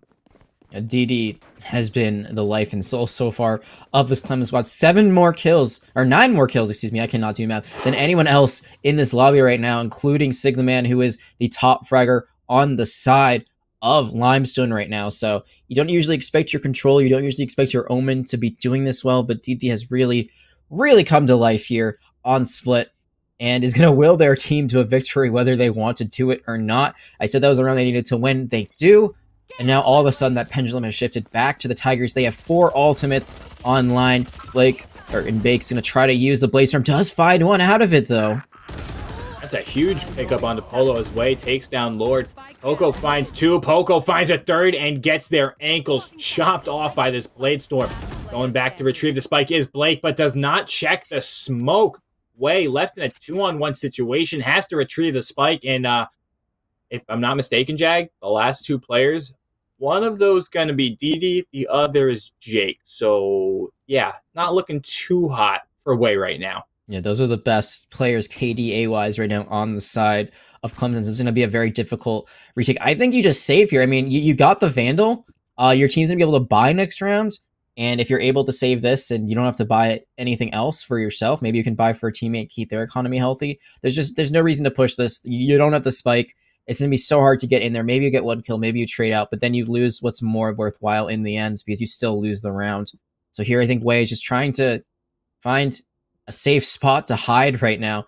Maybe try to find an off angle to find an exit frag. No, it looks like actually they do want to commit to this. This is going to be a very interesting play. And both players aren't looking, so he could isolate this into 2 1v1s, and he finds Didi. Gotta find Jake, the last frag. As soon as the spike gets picked up, he's gonna get spotted, and Jake takes down Way in the mailroom. Like a game of Clue. It was Jake in the mailroom with the Vandal. Way falls down, and hopefully they can find their way back to the top. Because Way, we highlighted Way in the pregame show, right? This is one of the players that's the senior voice of the team. They are the in-game leader, so trying to establish as much information and feed that back out to the team, it's a difficult job, but we were looking for Way to do just a bit more in the fragging department as well. Yeah, I mean, it's just so difficult. Again, I don't think it's a worthwhile trade, but they go for it anyway. And, you know, play a game like that, you get the prizes, which is a trip back to spawn, and you don't get to keep your Vandal. Though, on the side of the Tigers, not everyone can buy a Vandal themselves, as Polo is going to be rocking a Guardian instead. So, it's not a perfect buy. And, again, Poco just too close to the sun, flying away like Icarus. You have that resurrection online. I don't know why you're playing so aggressive as a Sage. Yeah, trying to go all Battle Sage right there. Not the greatest idea, but neither is challenging Polo from that angle. The Guardian can be a very dangerous weapon in the right hands, and Polo proving to us that they did have the right hands. But Stone Fergie, he's got hands made of diamonds, baby, as they're able to find their 3rd kill of the round. 2v1. Who is left? That's going to be Didi. Didi can clutch up. They have the From the Shadows for the intel. It's going to be Blake and Bake and Stone Fergie. They need to play this one together to have any chance of winning this one, and they do. I mean, Jag, we talked about it earlier. We haven't seen the Phantom too much, but right there, Blake and Bake putting it to work from a distance. It's surprising that you win that against the Vandal because the Phantom, I mean, it's got a better spray, so if you get into like a long shootout, it's usually like the gun you want, but it does damage at a range. So depending on how far away, it actually does less. Vandal is going to be the same exact damage no matter where you're shooting from. But Phantom there, it does reign supreme. I love the gun personally just because of the Oni skin, because I love the finishing animation for it. It is the coolest in the game. Don't at me on that one. I mean, the Saints, like, because they win that, they completely crush the economy of Tigers, and the Tigers had their Sage online. They could have probably won that round, honestly. They just needed one good res to keep themselves ahead. And a crucial mistake there as Polo not fully covered by that generator box.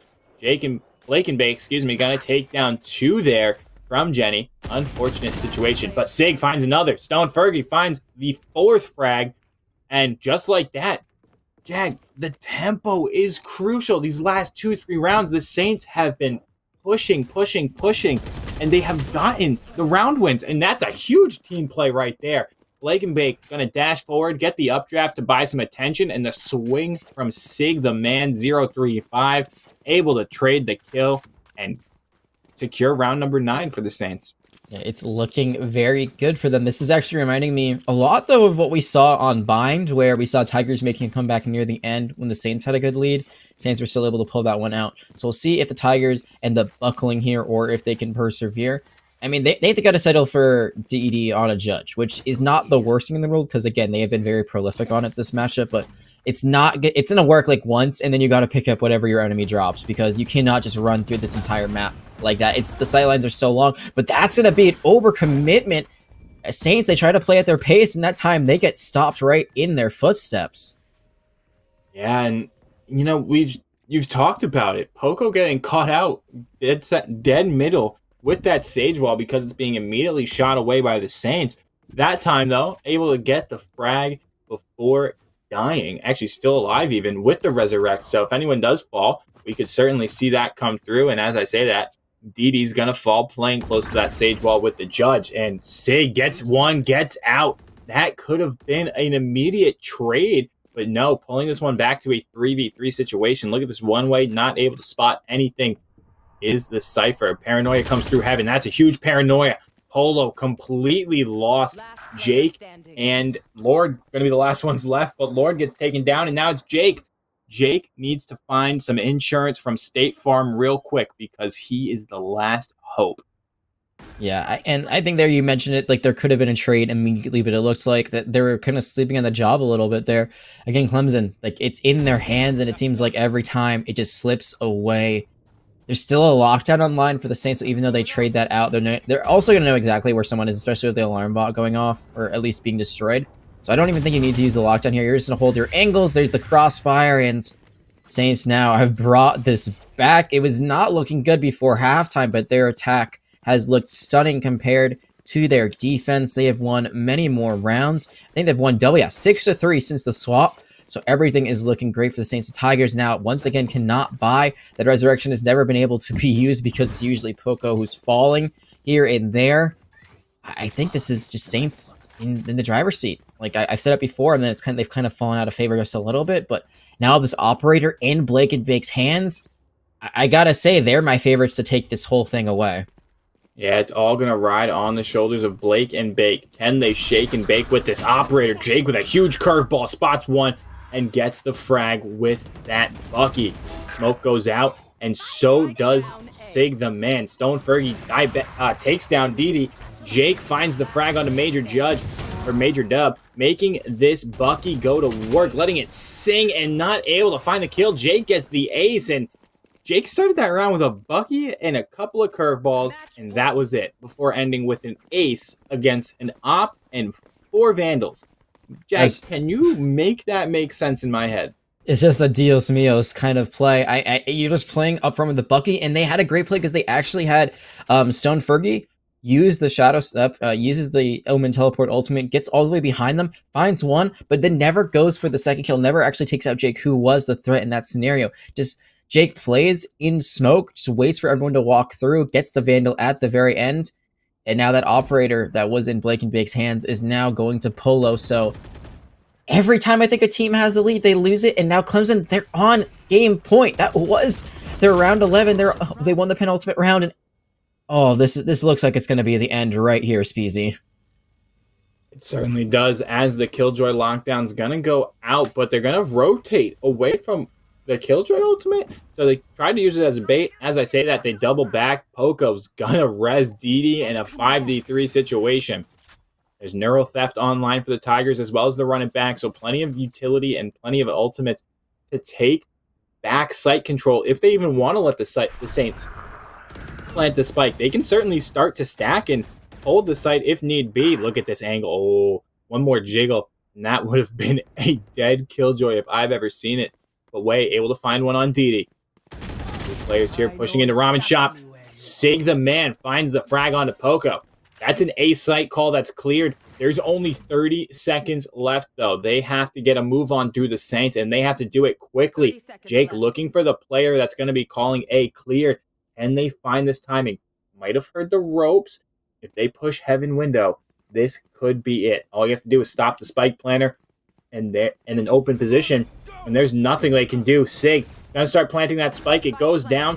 Doesn't matter. Jake's popping the run it back. Finds one onto Major Dub. Can they find the second? At least tell their teammates where they are? No, but gonna get rid of the alarm bot. Sig the man takes down Lord. Showstopper is out. They know the last player is in screens. Showstopper finds the frag onto Sig the man. And Jake gonna defuse the spike for the map as well as this series. Tigers take a bow as they defeat the Saints 2-1. And it's just like they win. Clemson does take it home, but looking at how this first map went, and what feels like days ago now because of how long this series has gone on, it should have been so much more in Clemson's favor, but I want to give it all to the Saints because they looked so good. They made these last two maps so close. They were able to win one, which got us to split.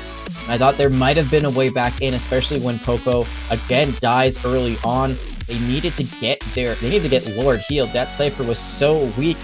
But in the end, that over-aggressive play does not cost them too much, as it was Polo actually who put it away. I think that operator shot was what really sealed the deal, getting that almost last kill, getting the penultimate kill, and then the actual last kill, the showstopper, that put the game on ice. And Clemson, they really had to sweat for this last map, but they do bring it home. They certainly do, and I don't know if we're going to throw to a quick commercial break, but we are going to be bringing you an interview with one of the players from the Clemson Tigers. I think, Jack, if I'm ready, you're ready. We can go right into this interview. Yeah, I agree. Let's just bring in one of the players. We'll see if we can get them in here in a second.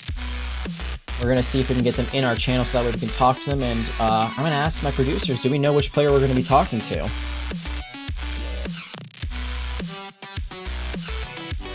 I don't think we know just yet, but take a look at this scoreboard here from the final map. I mean, DD, take a bow, playing extremely well, top fragging for Clemson in all three maps, if I'm not mistaken. And I'm just getting word now that we are going to be talking to DD, so this is going to be fun. I mean, the player to watch, we didn't highlight him in the pre-show because we weren't sure which roster that Clemson was going to bring, but boy, am I glad we got to see DD tonight because they put on an absolute clinic of how to play Omen.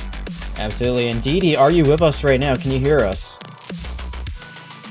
Welcome.